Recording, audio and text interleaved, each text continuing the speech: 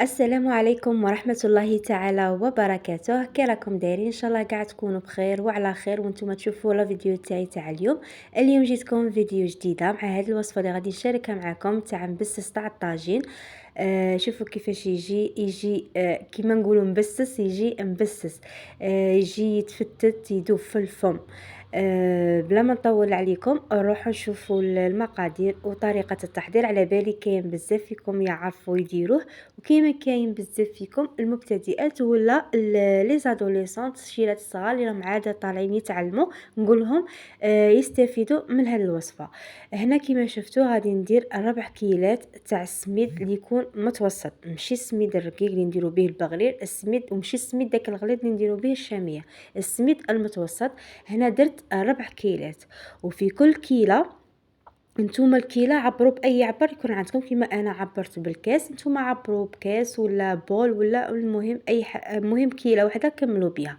هنا في كل كيلة درت حوالي هكا ماشي ملعقة صغيرة تاع الملح، ماشي قاع هكا معمرة مليح.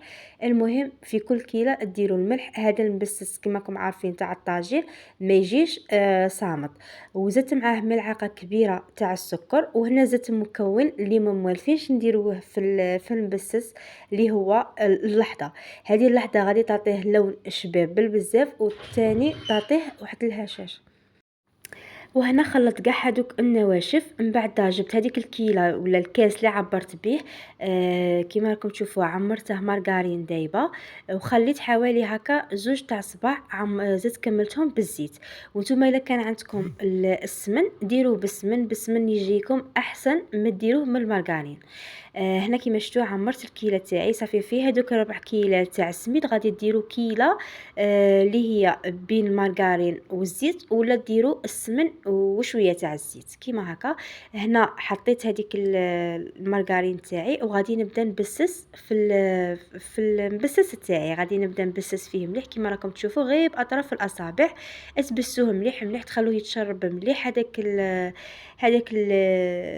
هذيك المارغرين. وهنايا بعد ما بسسته مليح بيديا، ولا حنا كما نقولوا خلطته مليح بيديا، غطيته خليته يريح هكا حوالي هكا 5 دقائق ولا، باش يزيد يتشرب معكم هذاك المارغرين مليح. وهنا عاودت قعدت شغل دي فوا تلقوا هكا كلي شغل اللي يبس مع بعضه بعض، عاودت هكا حليته مليح بيديا، عادك بديت نلم فيه بالماء.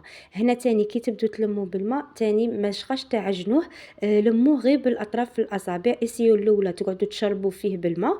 من بعد كي تشوفوه صايف تحسوا في يديكم باللي صايب بدا يتشرب بالماء، حبسوا كيما انا هنايا.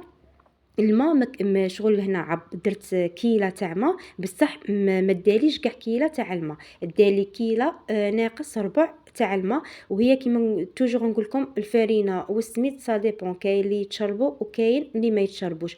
المهم كيما هذا ما يشقاش كيما حنا نقولوا ما تشمخوش بزاف وما يشقاش تاني تنشفوه بزاف. نتوما غير تشوفوا هكا بدا يتلم معاكم سي بون، باسكو هاد هنايا ما غاديش تخلوه يريح، ولا غادي ديريكتومون تبدو كيما حنا نقولوا تعجنوه وديروه في الطاجين، ما غاديش يريح معاكم صافي. ما غاديش يزيد هما كو تزيدوا تخلوه مولي تشربوه الماء بالك ينشف.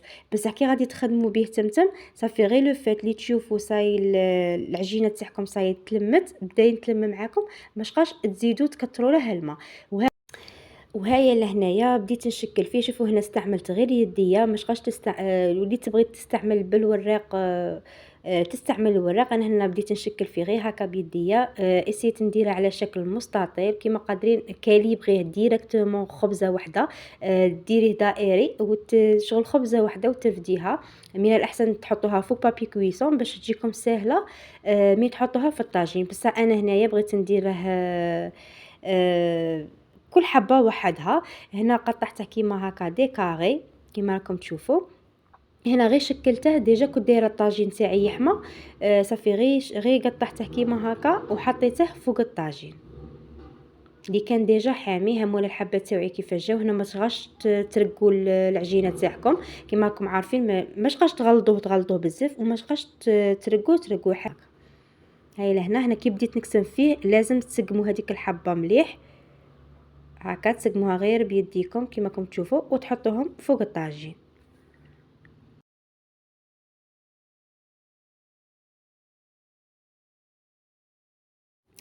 وهنايا بالنسبة للنار، أنا الأولى كي كنت دايرة الطاجين يحمى كنت دايراه على النار متوسطة، من بعدها نقصت لها شوية، صافي درتها تحت المتوسطة باش يطيب فيه غرداه باش ما يطيبليش غير من الفوقة ومن الداخل يقعد لنا خضر.